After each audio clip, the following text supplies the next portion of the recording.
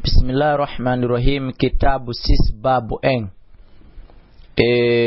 deftere jeegaɓere nden no yewta en al jihadi fi jihadi. Dambugal gotal woni e mayre ngal dambugal fi ahkamil jihad no yewta en fi ñaawoje jihadi ndi. Shara'a Allahu Allah subhanahu wa ta'ala on sharia al jihada jihadi fi sabilihi fi bantugol lawo dina makko kan li ila'i fi tunugol kalimatuhu kongol makko ngol wa nusrati dinihi e wallugol dina makko kan wa dahar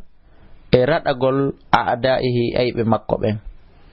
Wa shara'ahu o shar'ini ndi do jihadi ibtila'an ka jarribagol wa ikhtibaran e ka humpitagol li ibadihi jiyabe makko ben. Dhalika dum walau yasha Allahu si Allah subhanahu wa ta'ala onno yinno lan tasara minhum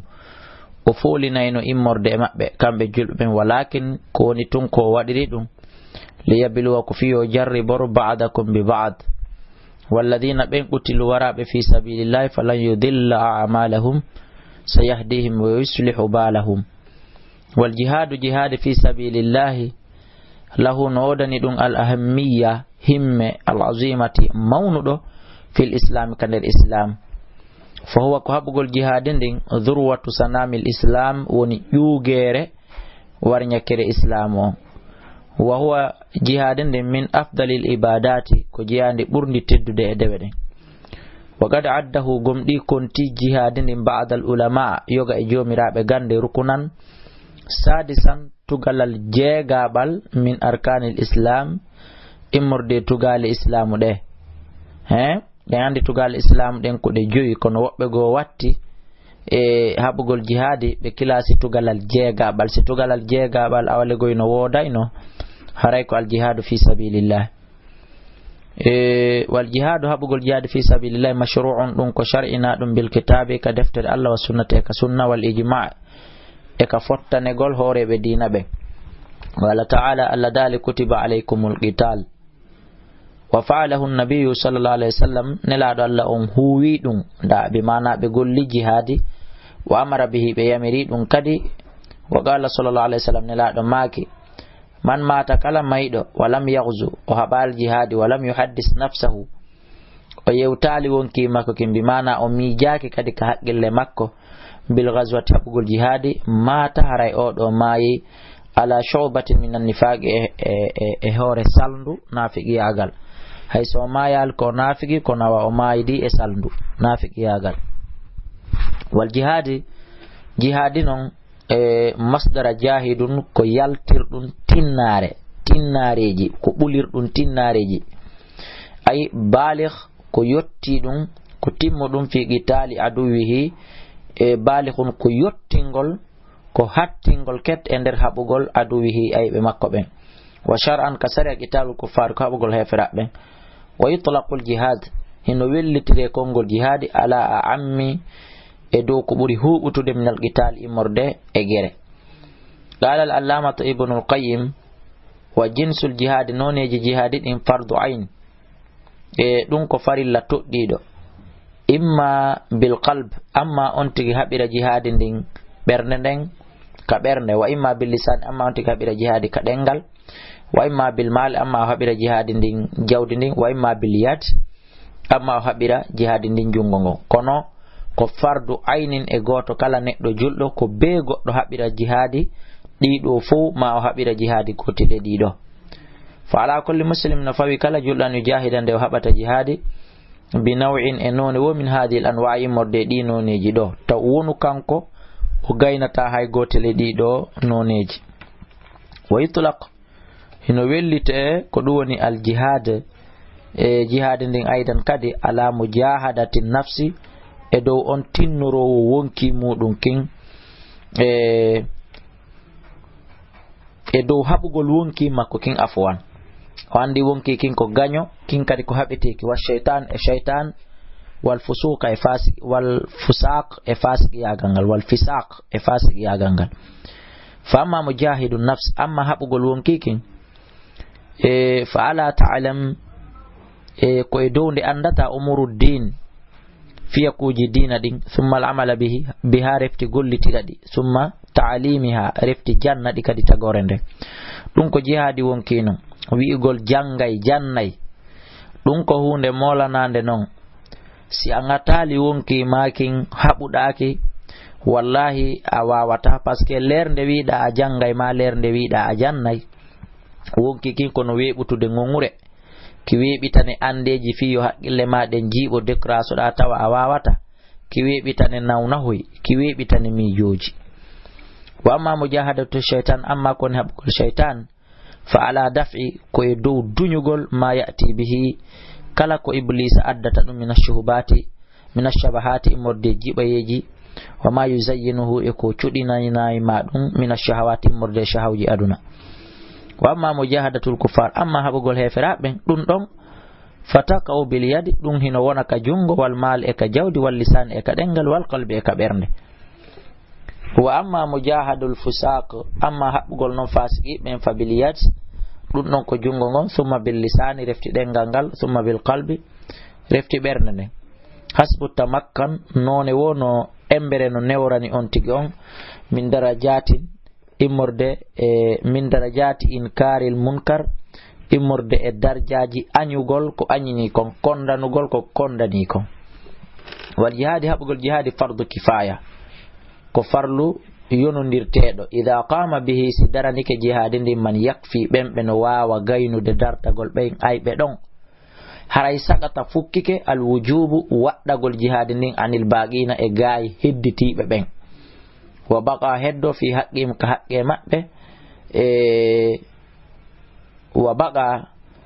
heddo fi haqqim e nder haqqe maɓɓe on kamɓe hande kadi iwta farilla e hoore maɓɓe wonta hande kadi sunnatun sunna e hoore maɓɓe wa huwa afdalu mutatawwa'un bi ko ɗum ɗo noon woni ɓuri moƴƴude e naafilo ko waɗete ko ɗum ɗo ɓuri moƴƴude e volonté ko waɗete ko goonga julɓe heferaɓe nangodiri julɓe ɓen dartanike en heferaɓe ɓen hella ɗon ɓen julɓe ɗon no wawi yonde ɓen heferaɓe ɗon an enen nga joni farlake en hande kadi yahugol noon tawtoyaɓe wallitoɓe sembina ɓe ɗum ko sunna immoɗa yaha tawtoyaɓe haray ɗum ko tataw ɗum ko nafila andu noon ko ɗum ɗo ɓuri mawnude e dendanalngal nafilaji ni wa fadluhu ɓuran mungal azimun ko mawnugal wan nususu daƴƴe fil amri arɗe ɗen fi yamirgol bihi fi jihadi wa targhibi e lerɗingol fihi fi jihadi min alkitabi immorde ka alqur'ana wa sunnate ka sunna kathiratun ɗum ɗuɗi jiddan moƴƴa minha hino e muɗum qawluhu ta'ala kala dal ɗon inna allaha na allah ishtara o soodi min almu'minina immorde gonɓe ɓen anfusahum wonkiji maɓɓe ɗin amwalam e jawle maɓɓe ɗe biyandalam wonde no waɗanɓe aljanna to aljanna ɗum no holli en aljanna wona okketeɗo na ñawleteɗo na luɓeteɗo na man jallaji o heɓorta aljanna koko yeeyete wona coñci ma ɗin kadi naɓata heɓa wona ɓiɓɓe ma ɓe naɓata heɓa wona ɓeygu ma naɓata heɓa ko jawdi ma ndin e wonki makin ko ɗiɗi ɗi ƴettata jonna Allah kala mo jonnali ɗiɗo Allah kanko e Allah ɓe halda fus hella aljanna ɗum o laaɓani en poyi yuqatiluna kamɓe haray hiɓe haɓa fi sabilillah fa yaqtuluna wa yuqtaluna hiɓe wara hiɓe ware wadan ɗum ko fodore alayka makko haqqan fi tawrati wal injili wal qur'an waman awfa ko hombo no wawi hunnude bi hadi ademu ni min Allah ha hewti Allah ala fastabshiru weltore bi bayikum ngeygu mongun Allah noddiri en wasi en soodi wasi en jaɓi desa en ƴetti wonkeji men ɗin e jawle men ɗen en jonnimo ko ɗum waɗi o naali weltore ngeygu ngu saati ɗo wadde ngo o wi weltore ngeygu mongun alladi ngum bayatum mbingu yeeyoduɗon e Allah wa dhalika huwa alfawzul azim wa hunaka hino ɗon halatun alhaaliji yajibu ɗino waɗɗo fiya e nder muɗum aljihadi haɓugol jihadi ndin wujuban ayniyan e waɗɗande toɗɗotonde ma wonde ko beeyayo waya ko wonata ɗin awalan ara nun ɗum ida hadara alqital si tawi woni on tigi tawama gere on Allah tawni on tigi ɗon on wajaba alayhi haray waɗɗike man yuqatila nde o haɓata wala jusulaw dagantakomo an yansarifa nde o woncitoto ثانيا إذا حصر بلده ستي ما بي ليدي مكونين عدوون أي ببين دونك داري وقتك مولي أنه سبكانكو في هاتين الحالتين ندي الحالي جدو دي يكون جهادا هراي دون دو وناي وني جهاد دفع دنيغول بيا دفن دوغول هوريم لا جهاد طلب ونا جهاد دبتو يعني كو جهاد في دفن دوغول falaw in sarafa sinno o woncitike o yilike anhu o yiwi e jihadi ndin o participali istawla al kuffar haray o lammina won hefera ben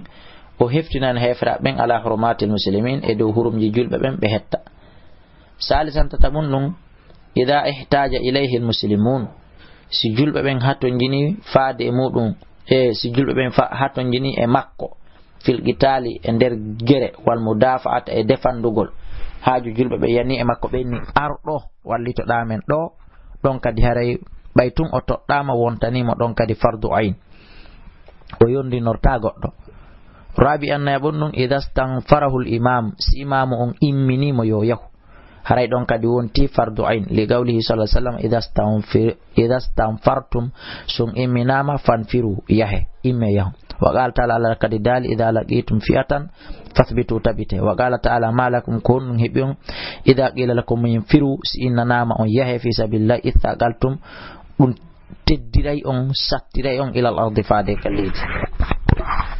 qala shaykhul islam ibn taymiyyah rahimahullah odo shaykhujo ahmad ibn taymiyyah o maki al jihad habugol jihadi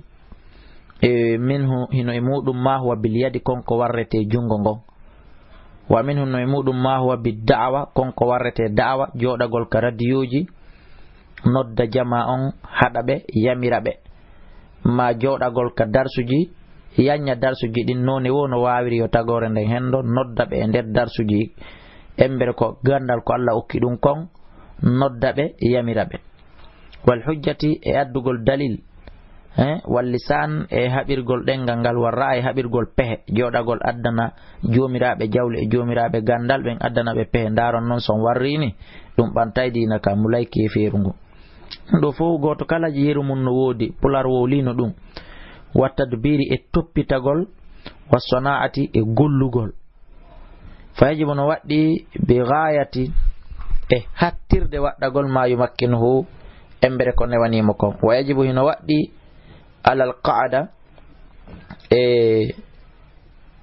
e do joda gongol li udhurin wonande nganto an yakhlifu nde be tultata an yukhlifu nde be luntinta al ghuzata habobe jihad fi ahlihim ka be ngure mabbe ka yimbe mabbe ben wa malihum e ka jawle mabbe den wayajibu no waddi alal qa'adati e dow be do jodotobe ron kaboyde jihad li udhurin sabu nganto hino waddi be an yukhlifu nde be luntinta al ghazata haboyobe jihad fi alim e be ngure mabbe den ba kambe be yahali wa malihim e jawdi mabbe ndi wayajibu no waddi alal imam e do imam on kadi an yatafaqqada nde o jewtoto al jaysha kunungu mojja indal masir nokku ka yahugol lil jihad abgol jihad ndi wa yamna o hada ko dum woni o yilta man la yuslihu kala mo wawata kala mo gaynata lil harbi gere on min rijalin immorde e worbe wa khaylin e pucci no wodi kadi pucci go tawata di tenata o vérifiya dum kadi o yilta di wana hawi ay ko nandita e mum no wodi pinkaji go kadi tawata de wata fellude no wodi otoje go de kelda no wodi awal lasperji go tata ko fokkutudi tajude kala ko tay dum do kelda no itagere on foti ko ibnu adam on foti ko ala on o yilta fayamna o hada kadi al muqdilu hoynowo o alladhi o yakhdulu nasa mon hoyno ya yimbe ben ton sabota be anil qital fi gere on ba andi on non kadi so yehi ko échec ko addata wa yuzhidum tawata urudina be ittabe fihi e jihadi ndi o do imam on yiltamo wayamna o hada kadi al murjifu e huludo alladhi o yukhawwifu al ghuzat mon hulbina habobe jihadi ben bana yo yay nangondire tun kadi hulbina be don kadi ara gere tulti wayamna o hada kadi man yasrabul akhbar mono podata gundoji julbe ben ilal a'da'ina ba ka aybe ben aw yuqi'a ma ulib al fitnata fitna bainal ghuzat hakkunde julbe habobe ben dum do fop imam on ko rul makko wa yu'ammiru o almina kadi alegoy o lammina alal ghuzat e do habobe ben amiran amir yasusul jaysa mono politika kunungun bis siyasati shar'iyya politique sharia islamu yankejo wa yajibu no waddi alal jaysh e do kunungun ta'atahu doftagol odo bil ma'ruf no mojjiri wa nusilahu e labangol mo reedu wasabur e munyagol kala ellaji kon heɓodade kon ma'ahu wondude e makko li qawlihi ta'ala ya ayyuhalladhina amanu ati'u llaha wa ati'u rasula wa ulil amri minkum innal jihada andeno jihada nin fil islam ka islam shar'un ko shar'ina ɗum li ahdafi samiyatin wa ghayatin nabilatin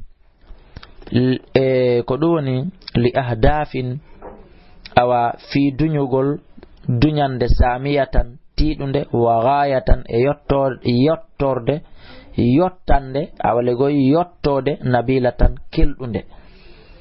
shara'a Allahu Allah subhanahu wa ta'ala shari al jihada jihada ndin li takhlisil ibada fi laɓɓingol jiyaɓe ɓen min ibadati tawaghiya immorde e dewe beweyankoje ɗe min ibadati tawaghit immorde e rewgol ɗiɗo bewɗi awalegoy rewgol ɗiɗo bewɗi wal awsan e sanam fof ko gotum Allah shar'ini o jihad fi laɓɓingol jiyaɓe ɓen ittaɓe e rewgol bewinayɗi ɗin wal awsan e sanamuji ɗin naɓa ɓe li ibadati llahi rewgol Allah wahdahu kanko tun la sharika lahu haraka fi dalimo alladhi on Allah jo khalaqahum tagoɗo ɓe wa razaqahum o arsiki ɓe قال تعالى الله إنه دالي وقاتلهم حتى لا تكون فتنة ويكون الدين كله لله شرع الله سبحانه وتعالى أن شرعني الجهاد حق الجهاد فيه لإزالة الظلم في إتقل إيدو توني وإعادة الحقوق إرتقل حق جدين جنتد إلى مستحقها فادي هانو بدي هندادين قدوة قال تعالى الله دالك القرآن أذن يانا ناما للذين يقاتلون بأنهم ظلموا وإن الله نعلى على نصرهم إدو والكل بلا قدير الذين يخرجوا من ديارهم بغير حق قال دا غونغو قال دا إريسونغو إلا أن يقولوا سونا في تنهي بي ربنا الله قال جيمي بونرن فونو شرع الجهاد ما دل شرع الجهاد جهاد شرع نرامة فيهن لإذلال الكفار فيه ينقل به فرابه والانتقام منهم إلي تقول به ويضعافوا illu ingol shawkatim dole mabbe de qala ta'ala la dali qatilum habebe yadibum la alla letabe bi aidikum ka juude mo yakhzim o hoyna be wayansurukum alayhim wa yashfi usillina sudura qaumin mu'minina berde yimbe gomdimbe ben wa yudhibu o naba o itta ghaiza qulubihim tikkere mone kon ka berde mabbe kambe julbe ben wa yatubullahu ala man yasha wallahu alimun hakim wal qital habugol jihadin inna ma yakunu andu ko ɗum laatoto non baada tablighi da'wa goy ko ɓaawo yottingol noddandu islamu ndun e maɓɓe ando ɓe jaɓali fewuri ɓe salike non si ɓe haɓe na joragol tun e goɗɗo ƴetta kafa ma finkari sutomo ma dagawal ko noddete taw ka islam o andine kon islam taw ete ha ande noddandu ndun hewtima o sali eyo kama kana rasul wa laato non ne laato sallallahu alaihi wasallam yadu nasa mo noddayno yimɓe ɓen taw qabla al qital ko adi piiro ngon ila l islam fade islam wa yukatibal muluka o windana lamɓe ɓen bidhalika fi oɗo islam o windana ɓe leterji yo nodda ɓe islam taw ko si ɓe salike o mawɓa noon kono ɓe yaha wa yusi o wasi o kadi qawadal juyush hooreɓe koneli al islamia islamu yankoji ɗin kanko ne laaɗo bi da'awati nasi fi noddugol yimɓe ɓe tumbodirta ɓen e jihadi ndin ilal islam ka islam taho qabla qitalihim ko adi pirudugol e mabbe fa inistajabu noddaɓɓen si notige jaɓi moƴƴi ko ɗum ɗaɓɓa wa illa sona ɗum qataluhum ɓe haɓa ɓe qatiluhum ne laaɗo ma ka wa illa sona ɗum qatiluhum haɓeɓe wa dhalika ɗum ɗo noon li anna al gharada sabu noon no faandu nden en min al qitali e gere on fil islam ka islam huwa ɗum izalatul kufru ko ittugol kefirankaku ngu wa shirku e shirku ngu wona mone tun gere jon noon so tawi woni ɓe noddama ɓe jaɓi iwgol e keferi e shirku ɓe rewa Allah andi hara gere on annile hande kadi waddukhulu e natugol fi dinillahi dina Allah kan fa ida hasala dhalika si ɗiɗo heɓike biduni qitalin ko alda e gere haray ko ɗum ɗaɓɓa haray lam yahtaji haray hatto jina hande kadi ilal qital faade e gere sabu ko nano gerirede ko fiyo ɗum ɗo waɗu si ɗum ɗon waɗi geraka haray halas wallahu alam ko Allah tedduɗo to ɗon ɓuri andude yo Allah ittoka gandal makko o andina en walil jihadi no waɗani jihadi ndin ahkamun ñawoje mufassalatun sirtuɗe mawjudatun woduɗe noon fil kitabi maɗulle fil kutubi ka nder defte almutawilati juutuɗe. wa idha kana silatike abawahu muslimin wa idha kana silatike abawahu jibimɓe mo ɓenɗiɗo muslimayni ko ɓe julɓe hurrayni rimɓe ɗiɗo kadi aw ahaduhuma maɗum goɗɗo e maɓɓe heno ɗon on ko julɗo on ko dimo haray kanko neɗɗo on lam yujahidu haɓata jihadi tatawu an jihadi nafila immagol tun ukkito mayagol tu wiya imamo windelan haray o haɓata ndin jihadi ɗon illa beidinihima si o natuma ɓen ɗon ɗiɗo o dunginiɓe ɓe yananimo li qawlihi sallallahu alaihi wasallam sabu mako nelaɗo fa fihima wayniɗo ɓe yawgol haɓugol jihadi ɓe landi a hayyun walida ka yumuma e ɓe man wuri o wi hihi nelaɗo jaabima fa fihima fa jahid a yilto koye ɓen ɗon haɓata jihadi si wona hara ɓe yanane ya aro sahahu tirmidhi wa dhalika ɗum ko waɗi ɗum li anna barrahuma sabu ɗiggal ngol ɓeɗo ngol fardu ayn ko farilla toɗɗiɗimo wal jihad haɓugol jihadi ndin noon fardu kifaya ko farilla yonodirteɗo si woɓɓe yehi hara e wi e makko jon noon ɗo si wulure ɗoftike yuma makko e ɓen makko si kanko o ɗoftaki gaɓal makko ngal no waali ɗon wa fardul ayni ko farilla toɗɗi ɗon e ma muqaddamun kon ɗon ardinte ala fardil kifaya e dow farilla yonodirteɗon wa ala imamil muslimin ino fawi imamu julɓe ɓen an yatafaqqada al jaysha ndo ƴewtoto konungo moƴƴa indal masir ka sanga yahugol ka sanga huccutugol wono yewtino ɗen non nane wa yamna o sakko o yilta man la yuslihu kala on mo gaynata lil harbi gere min rijalin immorde e worɓe ɓen wa khayrin e pucci ɗin kal maqdali wano e hoynowo julɓe ɓen wal marjif e huluɗo alladayni ɓen ɗiɗo yathbitani nas nyosotoɓe yimɓe ɓen anil qitali itta ɓe gere on wa yuzi hidani fihi e ko ɗum woni ɓe ruuɗo e nder ɗin ɗon ɗiɗi wa yukhawwifani almuslimina ɓe hulɓina julɓe ɓen wa yansharani ɓe sakita al akhbari khabaruji bonɗi rimerji fenandeji wal isha'ati e sakitale allati ɗen ɗe andanɗa hoorema to khawiful junda hulɓinay ko nungu no fawi imam on yiltugol ɓeɗo ɗiɗo fes wa alal imam no fawi imam on an yu'ayyina nde o toɗɗoto alqadata hoorejo lil juyushi wonande koneli islam ɗin wa yunaffila wa yanfula min al ghanima man fi tanfilihi wa yanfula o waɗa nafila ko ɗum woni alegoy o waɗa kado min al ghanima immorde jawdu koni hoyri kala ko heeɓi kon man fi tanfilihi on mo tawata jonnugol mo nafila alegoy waɗangol mo kado waɗangol mo volonté maslahatun ko moƴƴinay ɗum ko ɓeyday ɗum moƴƴingol lil jihadi wonande jihadi nin kala mo anduɗen sen waɗanimo kado sabimbinayi gere on yo marsu ma gere arowo on yo marsoy daranamo kado hun nder ton e nder jawdi ko heeɓi kon wo yeɓusimo senda hande kadi baqiyatul ghanaim jawdi kon hoyri ko heeɓi kon fil jaysh hakkunde konu ngon kulli ngu foppo maggo wa yalzimul jaysh hino waɗɗi konu ngon ta'atu amirim ɗoftagol amiru maɓɓe bil ma'ruf no moƴƴir wannusu lahu e laaɓangol mo reedu wa sabru ma'ahu e muññagol wondude e makko li qawlihi ta'ala ya ayyuhalladhina amanu ati'u llaha wa ati'u rasula wa ulil amri minkum wala yajuzu dagota ko gatla sabin wargol paykun ka jihadi si tawi non musiɓɓe julɓe wargol paykun keferum ka jihadi wala imra'atun wona sonnajo wa rahibun e karamokojo wa shaykhun e mawɗo fanin lugginɗo nayewu ngun lannuɗo nawyuɗo ha lanni wa maridin e nawnuɗo si tawi woni ɓeɗo fof harale ko hakkunde men e hefraɓɓen sellata ka haɓen ɓe sellata ka waren ɓeɗo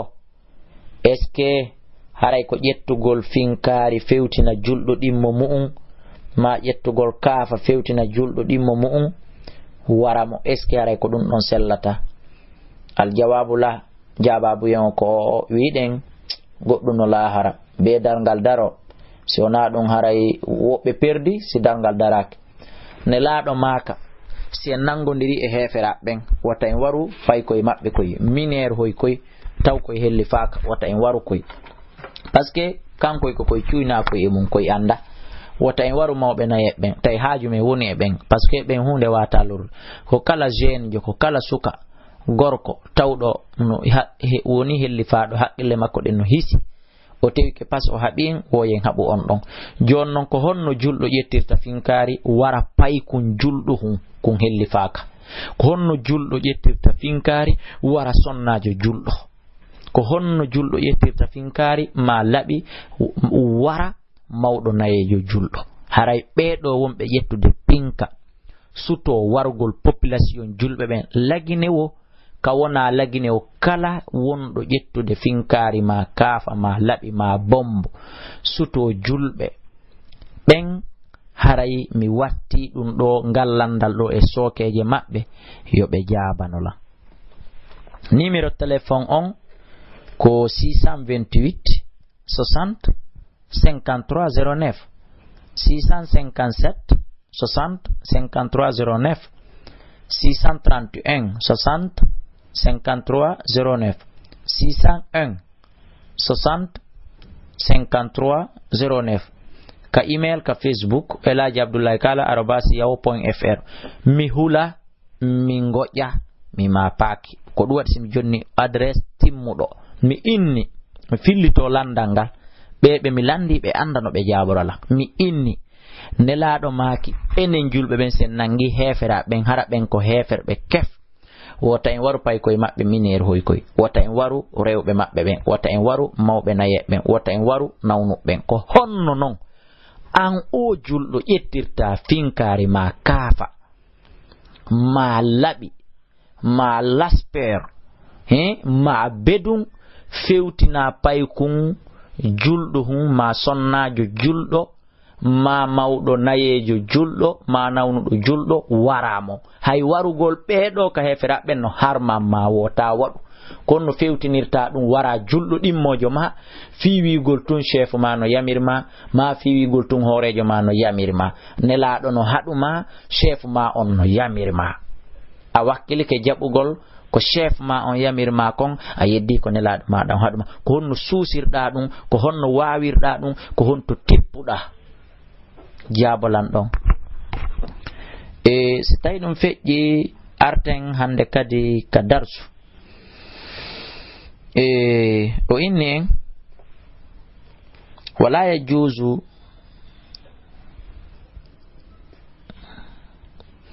wala ɓeyni ko wana noon warahibun karamokojo wa cheikhun e nayejo fanin lugginɗo nayehu ngu wa maridin e nawnɗo e musmin wa maridun e nawnuɗo musminun sonjiɗo wa ama e bunɗo lara alahum mo yi'ataɓe walam yuqatalu ɓeɗo fo muɗum walam yuqatalu aw yuharradu tawata ɓeɗo ɓe haɓali aw yuharradu ma ɓe lerɗinali e jihadi ndi ɓeɗo waretake wa yakununa ɓeɗo ko laatoto arga an ko nangaɓe bisabi jogita arga an ko jiyaɓe kanko maccuɓe ɓeɗo koɓe nange ɓe waɗe maccuɓe bisabi nangaɓe joga en accitataɓe sen nangodiri ka jaadi kono nayi ɓe wari kadi lianna sabu nelaɗo sallam kana o laatike yastarqu nisaa awa himo nangayno sonnaɓe ɓen wasbiyana e paykoy koy wa tamlikul ghanima ida sabahum so nangiɓe kana nelaɗo laatike lianna nelaɗo sallam kana ɓe laatike yastarqu nisaa awa hiɓe nangayno sonnaɓe wasbiyana e paykoy koy ida sabahum si ɓe nangiɓe himo waɗayno aligoy ɓeɗo maccuɗo ko ɗon yastarq himo maccinɗinayno sonnaɓen o watta ɓe horɓe e paykoy koy o watta koye maccu koy o jon e si ɓe nangama kono ɓe waratake wa tamlikul ghanima hino jeyi jawdi kono hoyri on bil istila'i alayha fi daril harbi wa tamlikul ghanima jeygol jawdi kono hoyri ɗum bil istila'i koye hoore funnugol ter alayha e hoore kono ngun fi daril harbi e nder galle gere ɗen wal ghanima jawdi kon hoyri ko woni ɗum ma ukhida ko kala ko ƴetta min malin harbiyin immorde jawdi wonnoɗo haɓude on gaharan foolaɗo foliraɗo big italin sabu gere kala jawdi ko ƴetta e jungo kefere wonnoɗo haɓude julɓe ɓen foliraɗo gere ko ɗum wiyete jawdi kon hoyri wa ma alhaqa bihi e kala ko ɓattodiri e ɗum ɗo e kala ko takkodiri e ɗum ɗo kala ko ƴeŋide e ɗum ɗo mimma ukhida immorde ko ƴetta fida an sottari ko wiɗen awa joni kefere on yo addu ɗum ɗo accitemo ɗum ɗon fof kaka jawdi kon hoyri woni kaka jawdi kon hoyri par ce que ko ittiritel o jonni yen accutumo ko sabu o foolama waya ɗum ɗo ndi jawdi ɗo ko hombo jeendi o jawdi kon hoyri wali liman shahidal waqa o kala tawaɗo tere jihadi ndi min ahlil qitali immorde yimɓe haɓuɓe gere ɓen mbi gasdil qitali sabu fandunde gere hay so tawi woni on leer ɗon hari o ala haɓude mo jooɗi ka ley ɗowdi to kono tawi ko fandunde gere naɓimo ko ganto kadi joɗɗinimo haray ko ɓeɗo sendata ndi jawdi min Abdoullahi kala simi yahano ka jihadi foti ko ganto haɗi mi yaha foti na ganto fo e mum haray mi tawaka e geɓal an ala e ndi jawdi ɗon ɗatala yahuɗon foti o haɓi awlam yuqatil foti o haɓali haray mo tawali annaw sabu kanko rada ko o yaari ko o randori ton rada o iwtiri ɓaawo lil muqatilina haɓoɓe jihad ɓen o iwtiri ɓaawo maɓɓe o sembiniɓe wa musta'iddun tayri kadi le ko hebliɗo lil qital wonande hawre nden kadi fa ashbaha al muqatilin oɗo o nandi e haɓuɓe ɓen wali qawli umar radiyallahu anhu e sabu mako senna umaru kaw maki al ghanima jawdi kon hoyri liman shahida al waqa ko kala tawaɗo ka événement on ka gere on ka jihadi ni waɗi ɗon haray ko ɓeɗo tun sendata jawdi kon hoyri on en faminde ñawre ɗon ka allahumma shad wa kayfiya tawsi'il ghanima mbaadi noon no ndi jawdi kon hoyri sendirte hakkunde maɓɓe ko honno fiwata probléme wo waɗu ɗon islam waɗi ñawje muɗum e pap feƴƴi nokku ka ala ka diskitete ka yeddodirte ka poɗodirte annal imamu ko wonde imamu yakhrujul khumsa ko yo yaltin jowaɓal ngal taw alladhi ngal lillahi wa li rasulihi ngal Allah ene laaɗo joyi o andi Allah no haalani hen ka suratul anfal qul yasalunaka anil anfal qulil anfalu lillahi wa li rasulihi ɓe landade ma fi jawdi kono hoyri yeetoɓe ɗum ko Allah ene laaɗon jeyi ɗum ko jowaɓal ngal o fecca jawdi kala ko heeɓi pecce joyi gotal ngal ko Allah ene laaɗon jeyi o martina ngal ɗon wa sahama o yeɗa li qirabati rasuli ɓattodiraɓe nelaɗo ɓen proche ɓe nelaɗo ɓen sallah sallam wal yatama al yatima ɓen wal fuqara e wasuɗuɓe ɓen wal masakina e miskina ɓen wabuna isabili e ɓiɓɓe laayi ɓen o yeɗa ɓen ɗon ngal gotal ngal Allah e nelaɗo on jeyi ko ngal ɓeɗo hendoto thumma yuqsimul akhmasil arba refti o senda joyi jowije nayi albaqiya hedde tiɗɗen haaligo e pecce nayi hedde tiɗɗen o senditana ɗen ɗon alal muqatilin e dow haɓɓe jihadi ɓen ɓaawo o sorti e nder ɗen ɗon kadi kadoji o hertinani woɓɓe gooton ɓurnoɓe wakkilanade gere on ɓurɓe gollude ka nder gere ton moƴƴa ɓen ɗon hara waɗanama kadu hoy fi ko ɓeyda ɓe lerɗinde ko ɓeyda ɓe encourageude ko ɓeyda ɓe suusinde fi yeeso e fi ko ɓeyda suusinde kadi amuɗo on lirijal konno ɗum sendirte lirijal no wodani kala gorko sahamun geɓal walil farishi no wodani kala puccu salasatu lirijal no wodani seppuɗo yehi ta hunde o waɗɗaki sahamun geɓal walil farishi no wodani kala waɗɗiɗo yehi salasatu ashamin geɓe tati sahamun lahu geɓal goo ko kanko wa sahamani geɓe ɗiɗi ɗen li farasi ko fi puccu makko ngu gasa inna joni awa o ñaare seeɗa waɗi e nde sendudi ɗo o seppuɗo yehi on ko miskinajo ko on ɓurno handude e heɓugol geɓe ɗiɗi ma geɓe tati o waɗɗiɗoɗa ko patron no koyo en andu en fo meɗen koye ngesa Allah subhanahu wa ta'ala yahuɗen ñiiri kilendin marɗo ko ñama ka suudu emo mara ko ñama ka suudu en fop meɗen hiɗen fota e mayri en ñamayndi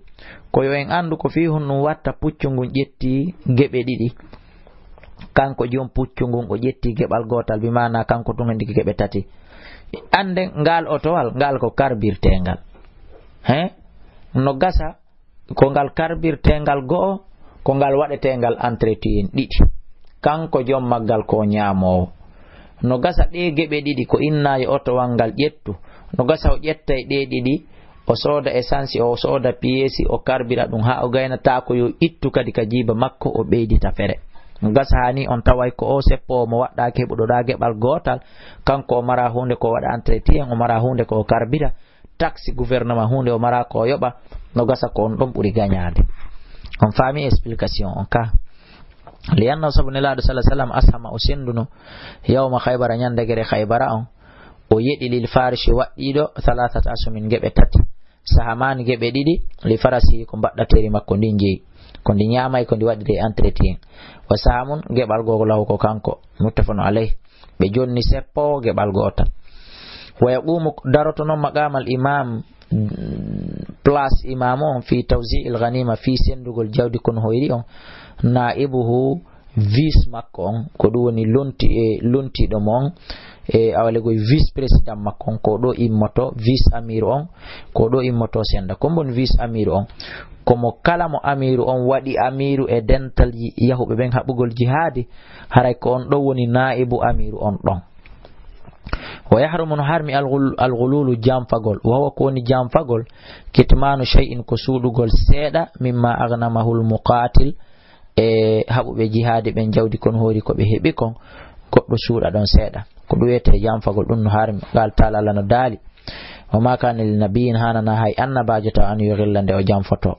nafere ma goɗɗo go wa man yahlul kala jamfiɗo ya'ti ma ghalla yawmal qiyama. wa yajibu no waɗɗi ta'zirul ghal bima yarahu al imam wa yajibu no waɗɗi ta'zirul ghal wa yajibu no waɗɗi ta'zirul ghal ñaaɗangol jamfiɗo on moƴƴa bima yarahu sabu ko o yiira kon wona sikkegol de o jamfike ma o jamfaki si o yiirama o jamfike hino waɗɗi ñaaɗangol mo moƴƴa li al imam on raadi an lahu ka ruttugol makko tooñe ɗe o tooñi ɗen jamfande nde o jamfi nden wali amthalihi e dendanangal sifaɓe makko no waɗɗi imamu on ñaaɗangol o ɗo moƴƴa e kala jamfiɗo e sifaɓe makko ɓen fo. wa idha kanat silatiki alghanimata jawdi kono hoyri ndin ardan ko leydi heɓi khayyara al imam haray ko imamu on suɓin bayna qismatiha hakkunde sendugol ɗum bayna alghanimina hakkunde haɓuɓe jihadi ɓen wa bayna waqfuha e hakkunde darnugol ndin leydi e li masalihil muslimina fi masla julɓe ɓen fof fi intérêt nation julɓe ɓen fof haray imam on hino suɓina e sendugol parcelle ji ɗi jonna haɓɓe jihadi ɓen e innugol nono ɗum ɗo en waɗi ɗum ɗo zone l'état ɗum ɗo joni ko julɓe ɓen fof je ka l'école ji darne julirɗe labtani je ko nanta tay ɗum imam on ko tawi wo ko suɓi wo ko ɗum o watta kala ko yadani e dina kam maslaha o waɗa ɗum o yadribu alayha o waɗa e muɗum harajan geɓal mustamirran duumingal yu'khadhu ngal no ƴette mimman hiya biyadihi on mo leydi ndi woni e jungo mu'um waman tarakahul kuffar kala wama tarakahul kuffar kala ko heferaɓe ɓen acci ɗum jawdi ko heferaɓe ɓen acci faza an ɓe ka ɗenƴagol doga hara piraka few ɓe ɗenƴo ɓe doga ɓe acca ɗum ko ɗum woni ɓe accana ɗum minal muslimina immorde julɓe ɓen wa malun e jawdi malla warata lahu wonande on mo mara korona ɗum goɗɗo no wawi walade ma yahara mara nene mara baba mara ɓiɗɗo mara ɓeygu mara moodi si tawi woni ko debbo mara fus jawdi kala ko heferaɓe ɓen dogi accani julɓe ɓen e kala waliɗo maayi tawa ala korona ɗum wa khumsil ghanima e jowaɓal ngal ka jawdi kono hoyri ko wiwɗen nanen koye fecce pecce joyi ndeya feccere ko Allah ene laaɗo jeeyi nden feccere ɗon kadi tawti ɗeɗo jawle ɗiɗi woni tati wahuwa koni khumsu jowaɓal ngal sahamu rasulillahi ko geɓal ne laaɗo ngal sallallahu alaihi wasallam fa huwa haray ɗum ɗo fow fay'un ko ɗum ɗo wiyete fay'u jawdi heɓurdi ni haray ndiɗo yusrafu ko yiiletendi sendite fi masalihil muslimina e maslaha julɓe ɓen fof patron ɓe miskinɓe marɓe ɓe mara rewɓe e worɓe masalan si l'école darnama ma labtani darnama ma armu sodama ma cuuɗi darnama ma defte sodama ɗum ɗo ma armuji sodama ɗum ɗo fof haray woni maslaha julɓe ɓen haray ɗe jawle ɗo kono woni ɗe warre kono no ɗe warrete on faami ka. Wa yajuzu no dagani li imamil muslimina imamu julɓe ɓen aqdul hidna haɓɓugol ahadi fiɓugol ahadi ma al kuffari wondude e heferaɓe ɓen ala tarkil qitali e accugol gere muddatan dumunne ma'lumatan andande be qadril haja embere ko julɓe ɓen hatonjini haaju e muɗum kon angal waɗugol gere. Si imamon tawi ko waɗugol sulhu hakkunde makko e heferaɓe hara goto haɓali goɗɗo ko ɗum wondan e dina kam maslaha fewdo ɗo haray mo mari plein droit waɗugol ɗum innatake o huli. Ida kana silatke fi agdiha e fiɓɓugol ahadi makko ndin hara o haɓidata e heferaɓe so tawi woni waɗugol e ndin ahadi so tawi woni no e waɗugol mayri maslahatun maslaha lil muslimina wonande julɓe ɓen. Wa dhalika ɗum ida jaza ko so tawi woni dagike ta'khirul jihad nettingol jihad ndin min ajli da'fil muslimin sabu lo'ugol julɓe ɓen fewndo on waati ɗon. Amma in kana al muslimuna amma silatiki julɓe ɓen aɓɓe wiya ko ɓe dolnuɓe hiɓe mari capacité yaqdiruna hiɓe wawi hiɓe hattani alal jihadi haɓgol jihadi aray ɗon fala juzu dagottako aqdul hidna fiɓugol ahadi fus hakkunde men e hefraɓe ɓen on leer ɗon. Haray ɗon ko yo en beebodiri e maɓɓe folen ɓe hette jawle ɗen waren ɓe sakasen ɓe hette leydi kadi ko ɗum lianno sabu nelaɗo sallallahu alaihi wasallam agadal hidna ɓe haɓɓuno ahadi ma al kufari wondude heferaɓe ɓen fi sulhil hudaybi ka sulhul hudaybi wa sala hal yahuda o waɗi kadi négociation o ahodi al yahuda ɓen kadi fil madinati madina. Wa idha khafa al imam si imam on non huli minhum immorde ɓe o ƴettodi ahadi naqadan firtugol lil hidna ahadi ndi kanko kadi wona yo firtu e gundude a'lana lahum ko yo feññinanɓe intiha al hidna hattugol ahadi ni a waɗi men de en halduno ha duuɓi ɗiɗi kono men yiiri on hunde kaari on firti amin firti ahadi men ndin ko ha ɗo nani ko haray no hanani imam on ɗum ɗo qabla qitalihim ko adi haɓugolɓe. Si en haldi goɗɗum mi suuɗike mi firti ka gundo an kadi a humpitike mi firti tun an kadi a suuɗike a firtiri ka maton haray en foti terjamfa. Si mi suuɗike mi firtiti ko ya haalana he a ko ni haldirno ɗen Abdoullahi kala a firti a ɓa a firti min kadi firti ila ɗo kono na ya suuɗo firta en faami ka li qawli ta'ala sabu dalol Allah wa imma takhafanna ya Muhammad amma sa huli min qawmin immorde yimɓe ɓe ƴettuduɗa ahadi khiyanatan jamfa firtugol ahadi ni haray an kadi na ya suuɗo firta fambide ilayhim ko ya ferito e maɓɓe ahadi ni ala sawani dow fotodiral andinaɓe inna Allaha la yuhibbul kha'inin. Ay alimum ko ya andimɓe bi naqdil ahadi firtagol ahadi ni hatta taswira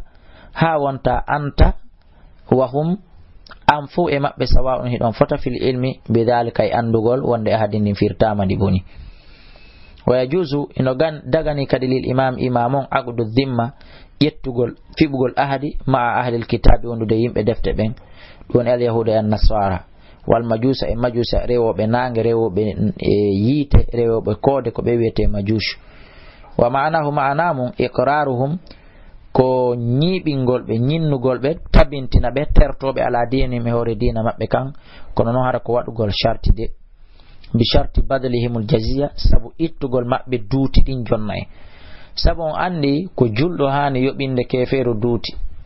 wona julɗo hani yoɓinde julɗo duuti wona kefeero hani yoɓinde julɗo duuti julɗo yoɓata duuti julɗo ko yoɓinowo duuti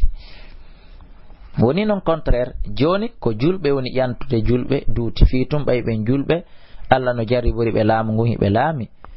ɓe ittina julɓe ɗimmoɓe maɓɓe ɓe laami ɓen duuti heɓe wattu yiilide waltizamu ahkamil islam e gannitorgol ñawoji islam ɗen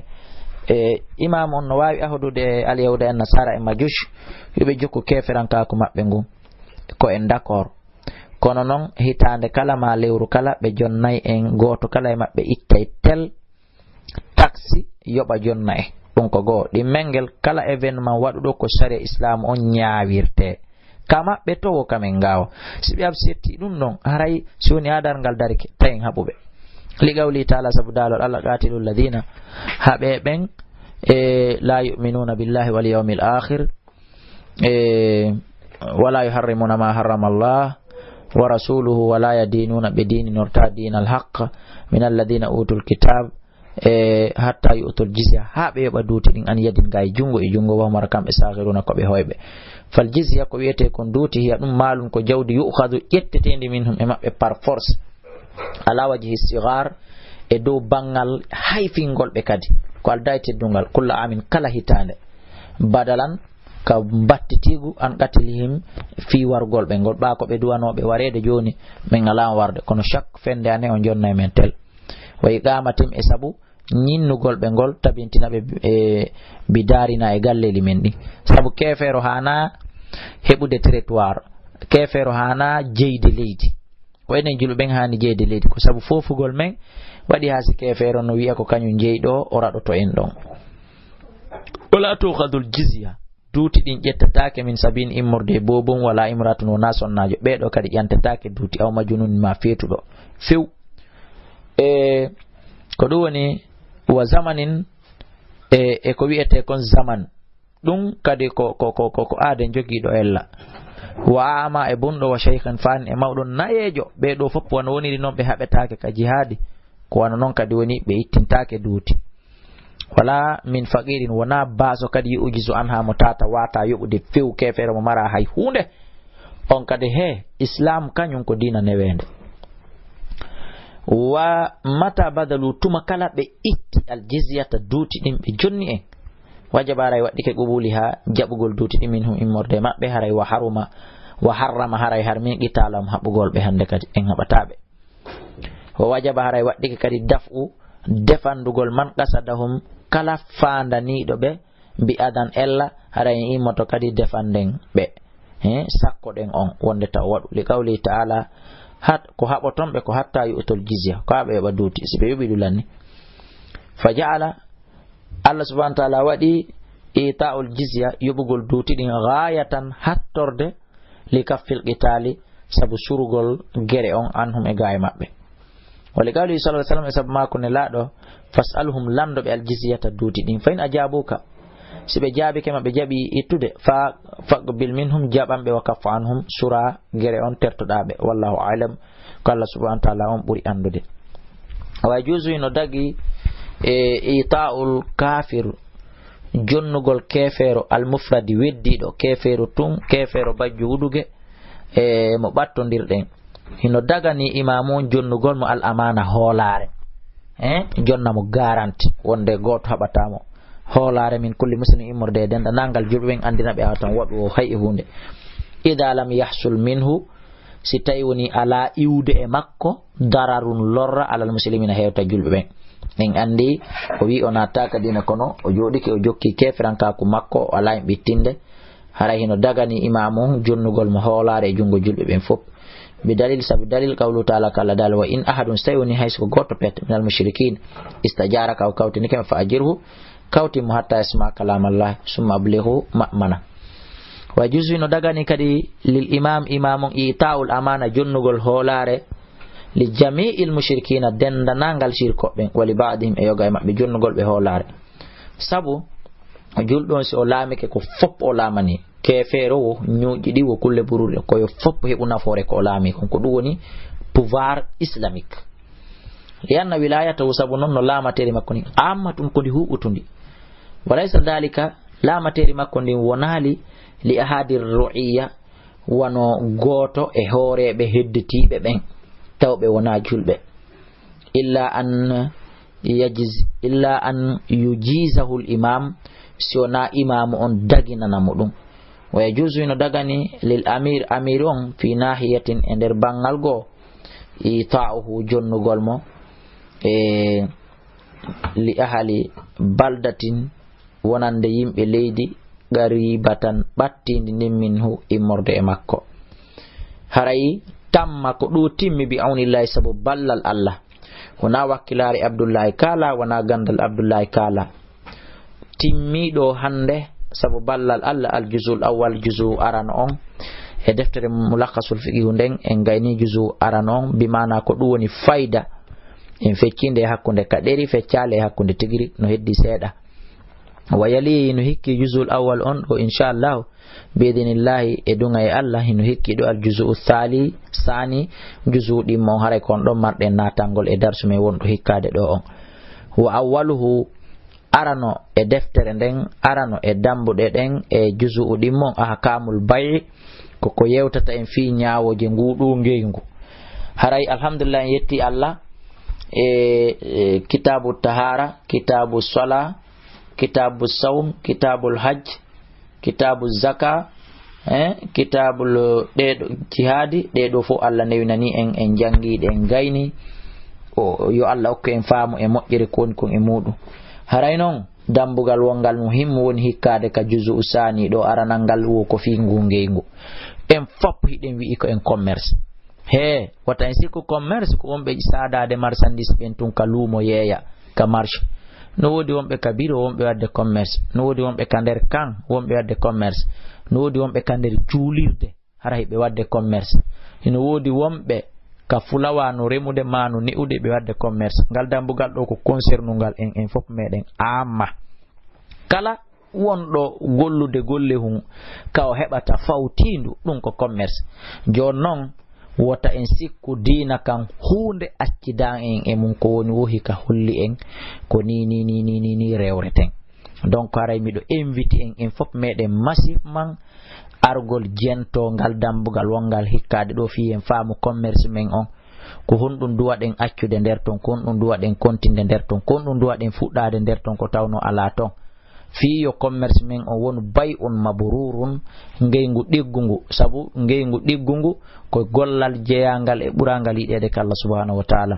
haray nde deftere yewtude fi jihadi kayre ko dambugal gotal gasi ɗo kono yi darsu on juuti moƴƴa ƴetti hella 51 minutes e secondaji fawɗi. dambugal ngal jeyama dar o darsu ɗo jeyama e ɓurɗo juutude. mi amu tun taƴugol darsu on waɗa darsuji ɗiɗi, si wona ɗum ko darsuji ɗiɗi